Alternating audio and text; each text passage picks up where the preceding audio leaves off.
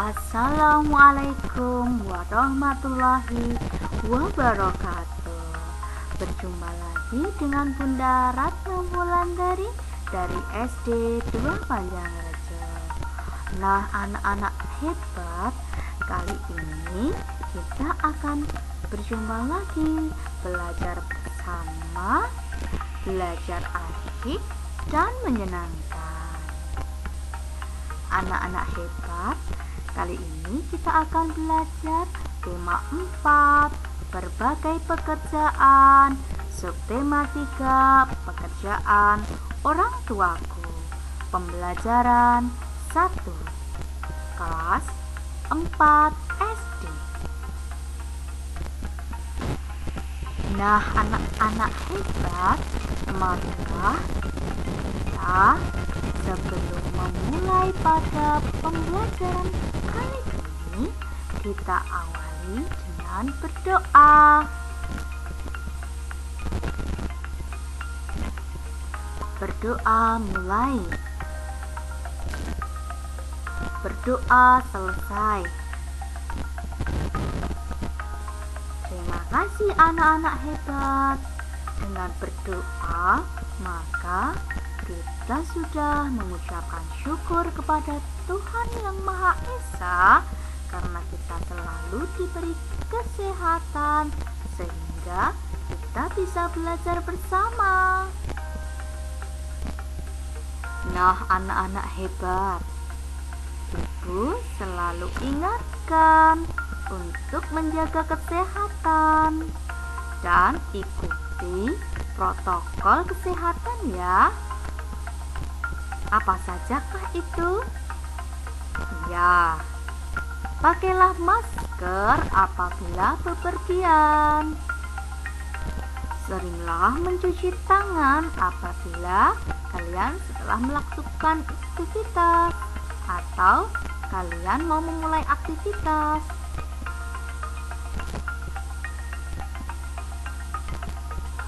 Kalian juga harus menjaga jarak apabila berkerumunan. Nah, kenapa harus dilakukan semua itu?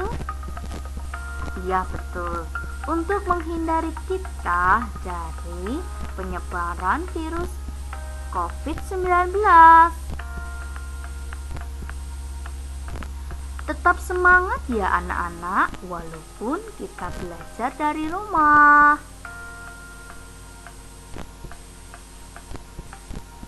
Nah, anak-anak hebat, nah kemarin kita sudah belajar untuk mencari informasi yang terdapat dalam bacaan, kemudian kita cari mana contoh perilaku yang baik dan yang tidak baik berdasarkan contoh yang ada di bacaan.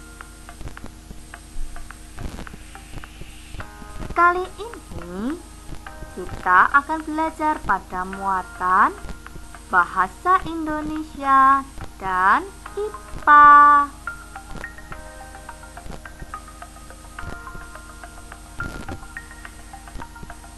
Nah, apa saja yang akan kita pelajari pada pertemuan kali ini? Yuk kita simak.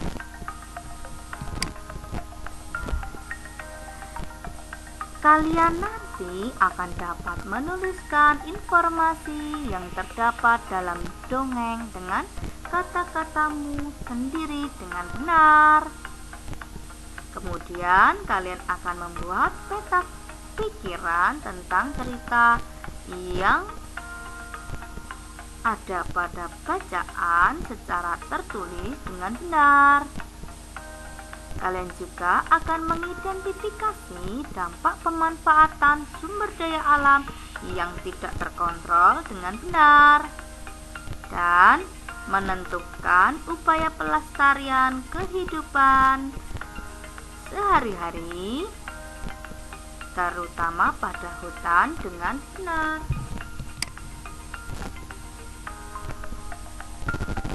Materi kali ini yaitu dongeng dan unsur intrinsik.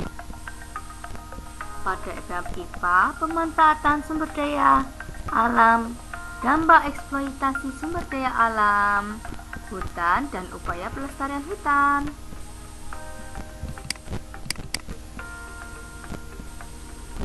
Dongeng dan unsur-unsur intrinsik.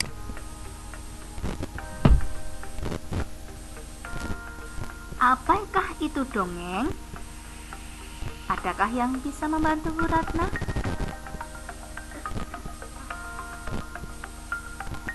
Ya betul, dongeng adalah bentuk sastra lama yang menceritakan mengenai suatu peristiwa atau kejadian fiksi atau tidak nyata atau khayal.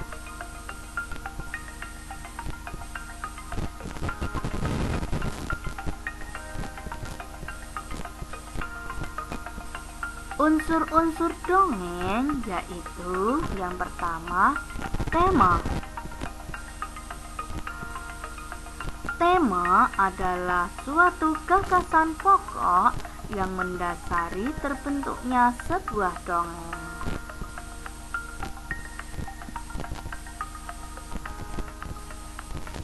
Latar.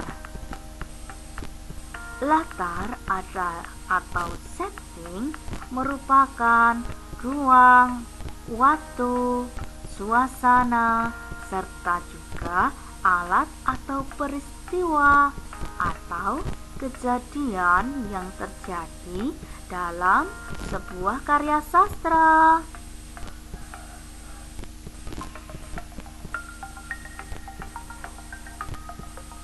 Alur. Alur atau plot ini merupakan jalan cerita dalam sebuah karya sastra.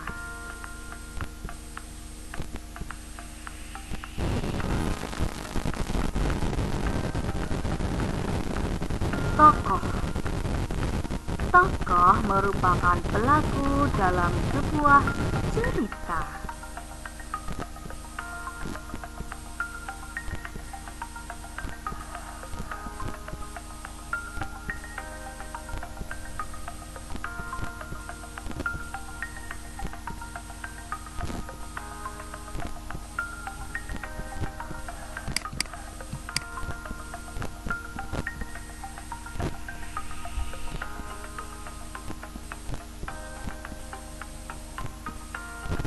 Penokohan atau watak atau karakter tokoh. Penokohan merupakan watak, sifat, sikap, kondisi fisik, serta juga karakter yang dimiliki tokoh dalam sebuah cerita.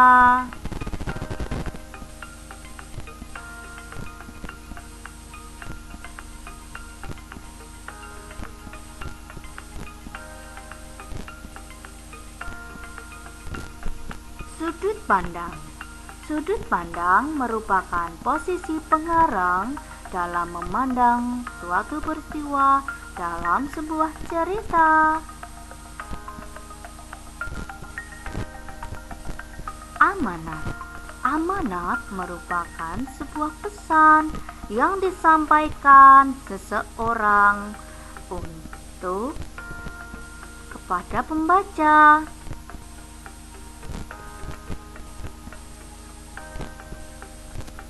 Sedangkan unsur intrinsik dongeng yaitu segala unsur yang terdapat dalam karya sastra yang ada di luar, meliputi latar belakang, penciptaan, dan kondisi masyarakat saat karya sastra diciptakan. Kali ini kita hanya akan belajar mengenai unsur intrinsik pada dongeng yang akan dibahas pada pertemuan kali ini.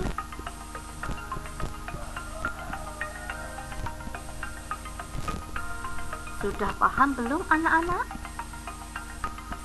Mari kita lanjutkan.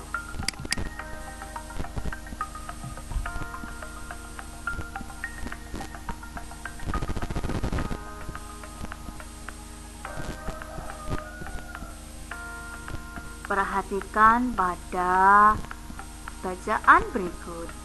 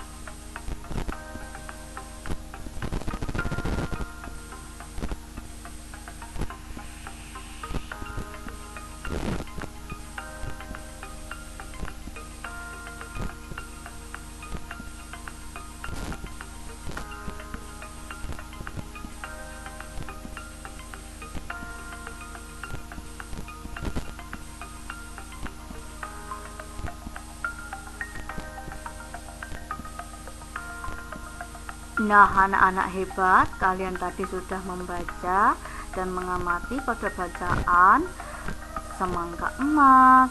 Kemudian setelah kalian baca, coba kalian cari unsur intrinsik yang ada pada dongeng. Dengan peta pikiran, nanti kalian akan mendapatkan informasi-informasi menggunakan kata kunci unsur intrinsik yang ada pada dongeng semangka emas. Perhatikan pada contoh berikut. Nah, inilah unsur intrinsik pada dongeng semangka emas. Temanya adalah sosial. Alurnya maju. Sudut pandangnya orang ketiga serba tahu. Amanatnya, bersikaplah baik kepada siapapun karena kelak akan mendapatkan balasan kebaikan pula.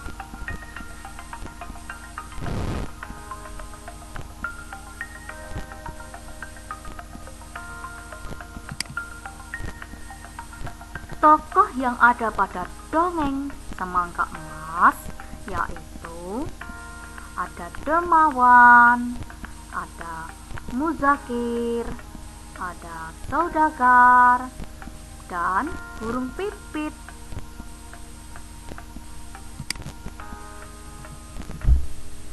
Latarnya ada atau tempatnya di Sambas, Kalimantan Barat.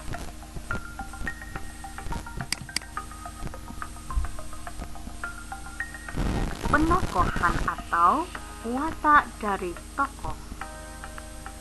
Dermawan memiliki watak peduli, suka menolong, tidak ragus, dan dermawan. Muzakir memiliki watak kikir, sombong, dan suka mengejek. Saudagar memiliki watak adil. Burung pipit memiliki watak suka menolong. Nah, anak-anak hebat, mudah bukan?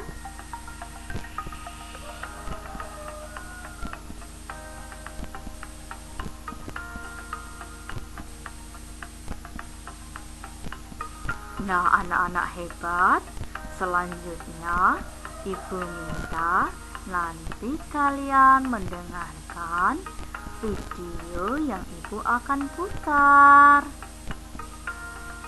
Kemudian nanti kalian ikuti sesuai instruksinya ya.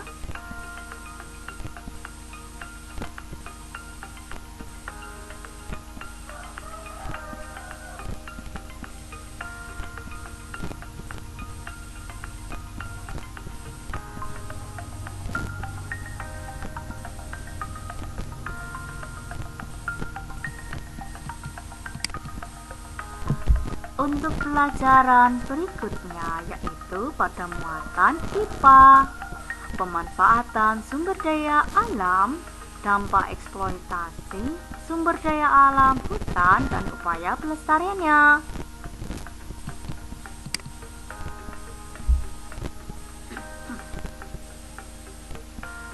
Pemanfaatan alam oleh manusia untuk memenuhi kebutuhan seringkali menyebabkan kerusakan lingkungan.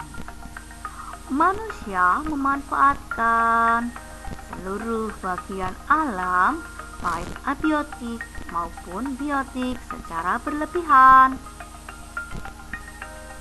tanpa memikirkan akibatnya.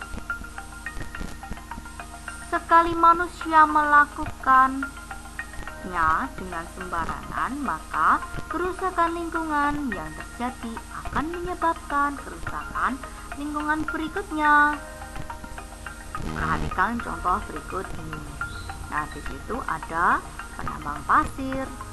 Mereka menambang pasir secara tidak izin ya. Dan apa yang terjadi apabila mereka melakukannya setiap hari, maka perhatikan akan ada kerusakan-kerusakan berikutnya. Selanjutnya perhatikan ya, ada di situ gerabah kan.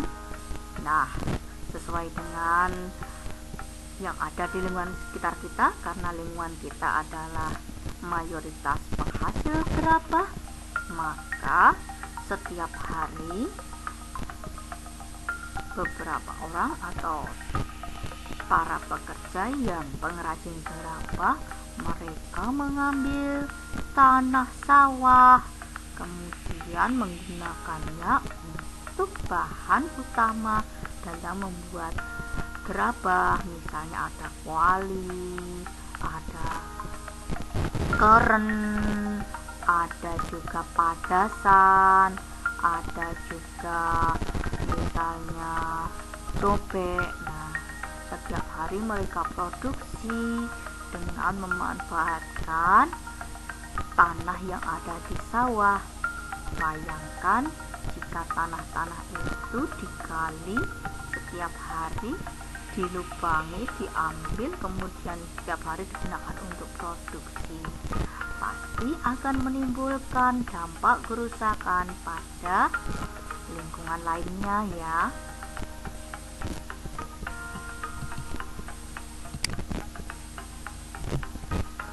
Memanfaatkan lingkungan abiotik. Manusia memanfaatkan lingkungan abiotik, yaitu tanah, dengan melakukan penggalian untuk mendapatkan bahan tambang yang berguna untuk berbagai keperluan.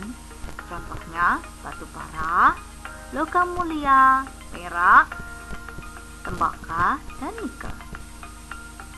Memanfaatkan lingkungan abiotik tidak hanya abiotik yang dapat dimanfaatkan, hampir semua jenis tumbuhan hewan dapat dimanfaatkan manusia. Ada dua jenis hewan, yang itu hewan peliharaan dan hewan liar yang hidup bebas di hutan. Nah, misalnya hewan peliharaan ada sapi, ada kambing, ada ayam. Kemudian hewan liar yang bebas di hutan yaitu singa, gajah, jerapah, rusa, dan lain sebagainya. Manusia membudidayakan beberapa jenis hewan untuk memenuhi kebutuhan hidup seperti ayam, sapi, ikan, udang, kambing, dan lainnya. Hewan yang tidak dibudidayakan atau di sini adalah hewan liar di hutan seringkali diburu, diambil kulitnya, diambil bulunya, diambil dagingnya, diambil tulangnya, kemudian ada juga yang diawetkan. Wow, mengerikan bukan?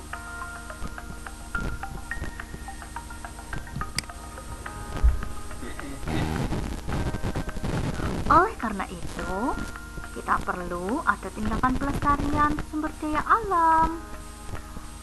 Nah, bagaimana cara melestarikannya? 1. Penanaman kembali hutan gundul, menjaga kelestarian lingkungan, membuat teras kering pada pertanian di pegunungan, membatasi pengambilan sumber daya alam yang berlebihan, tidak membuang sampah sembarangan, menindak tegas oknum penebang hutan secara liar, dan bijak dan berhematlah dalam memanfaatkan sumber daya alam.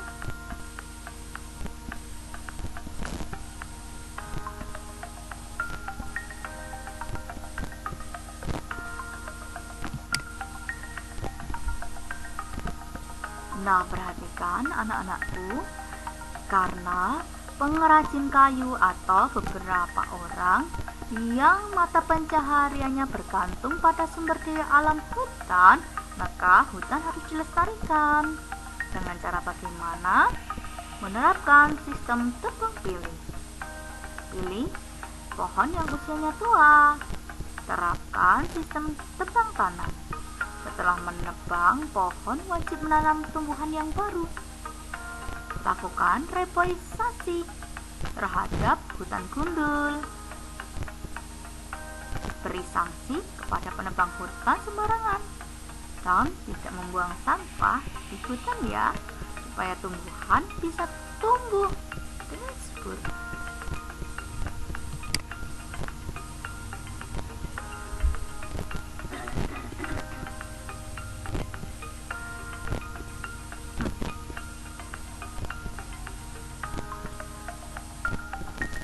Nah, anak-anak hebat, demikian yang Ibu dapat sampaikan. Nah, apa saja tadi yang dapat kita pelajari? Betul sekali. 1. Terkait dongeng dan unsur intrinsik pada dongeng. Kemudian pada muatan IPA kita sudah belajar bagaimana dampak dari eksploitasi sumber daya alam dan juga bagaimana upaya pelestariannya. Tetap semangat belajarnya ya. Besok kita akan belajar lagi.